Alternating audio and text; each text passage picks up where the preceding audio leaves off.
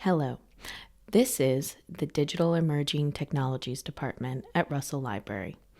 In this video, we plan on showing a step-by-step process on how to build a gaming PC. In this video, we will not only display on how to build it, but also explain the role each part plays into building a computer. Now, let's get started. We'll start building this PC with the part that holds it all together, the motherboard. Here acts as the backbone and the nervous system of the computer, connecting all the other parts and allowing them to communicate with each other. The motherboard acts as both the traffic cop, directing the flow of cars, and the road on which the cars drive from place to place. Next is the processor, or the central processing unit, or also known as the CPU for short. This AMD CPU has hundreds of small pins at the bottom that fit into the motherboard. The processor acts as the brain of the computer, deciphering all data and keeping all the tasks on the computer running at the same time. A powerful processor will allow for more and more simultaneous tasks.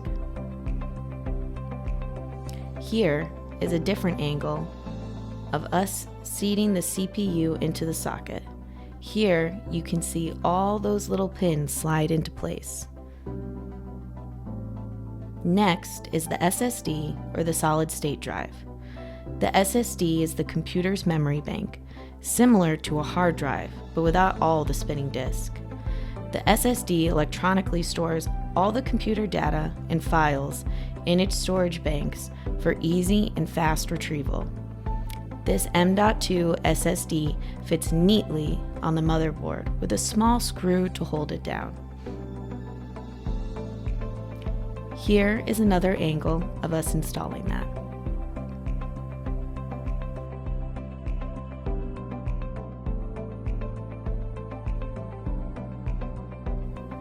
Next is the RAM, or the random access memory. As the SSD acts as the computer's long-term memory, the RAM is the computer's short-term memory. The RAM helps the processor to multitask in many different tasks at once, allowing the quick storage and retrieval of more volatile data that is then forgotten later. The more RAM the computer has, the more things it can do at one time. The RAM fits into alternating slots on the motherboard, usually the 2 and 4 slots, unless all 4 slots are being used.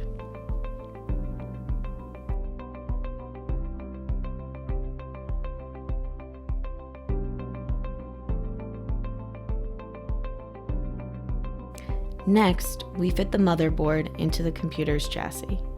The case is the computer's exterior, mostly cosmetic, but a good case supports the computer structure and allows the airflow to regulate, and it keeps its temperature at safe levels.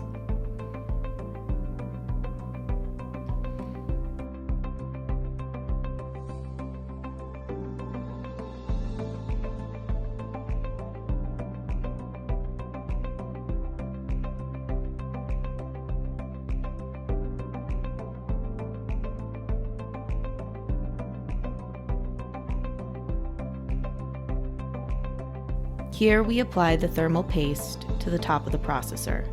This paste conducts heat from the processor to the CPU's cooler.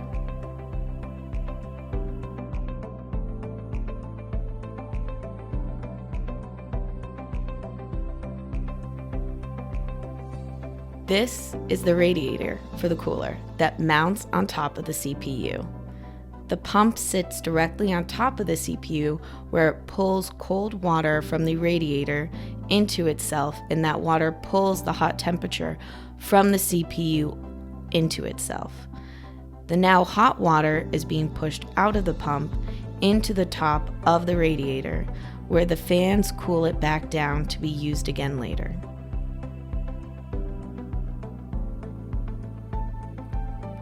These fans are oriented to pull air from the outside into the case. There is also a fan on the bottom pulling air into the case. In contrast, there are 2 fans on the roof of the case and 1 fan at the back, pushing air out of the case. This is to ensure that cooler outside air is being pulled in and hot air from the computer is being pushed out the top and back of the case to keep the temperatures down. All of these fans have cables being pulled into the back of the case to be organized and plugged into the proper pins on the motherboard later. The CPU cooler pump has wires as well that need to be pulled back and tucked away. One of these will plug into the motherboard, but the other goes to the power supply.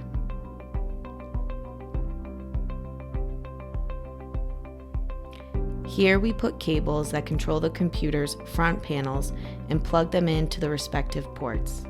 This allows the power button on the outside of the base to boot the computer, as well as the USB and auxiliary ports to work.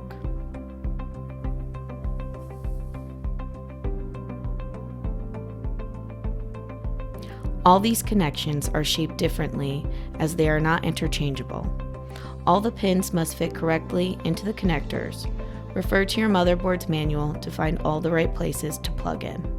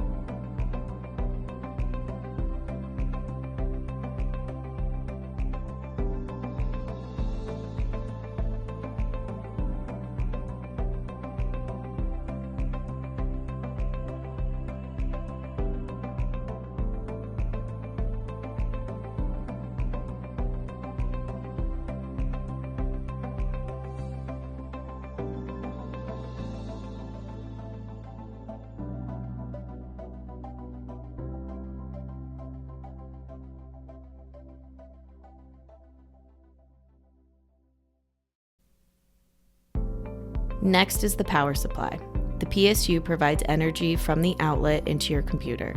It has various cables that provide power to different parts of the computer.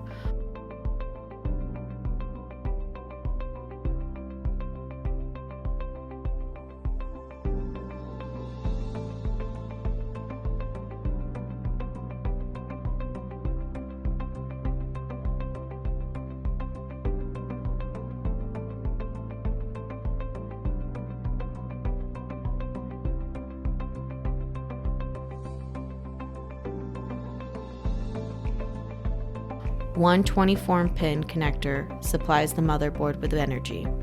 One 8-pin connector powers the CPU. Another 8 or sometimes 2 8-pin connectors power the graphics card.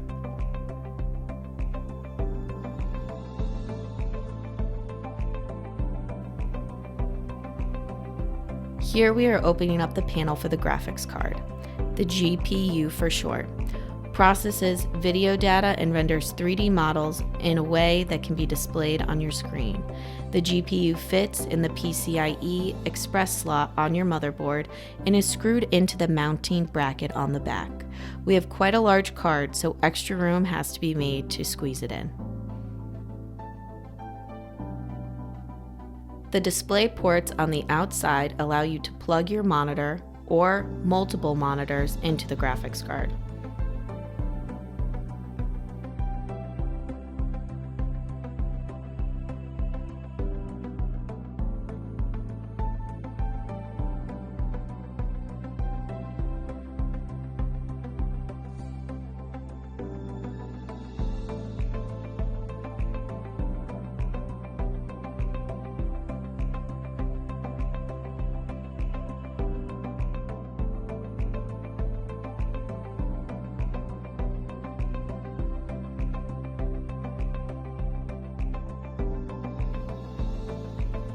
Finally, when everything is plugged in, we flip on the power supply and test the fans to make sure they are spinning, in which they are.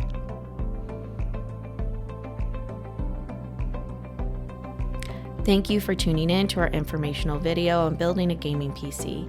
If you have questions or would like to try out this computer, it is available for use at the Russell Library in the teen area, aka known as The Space.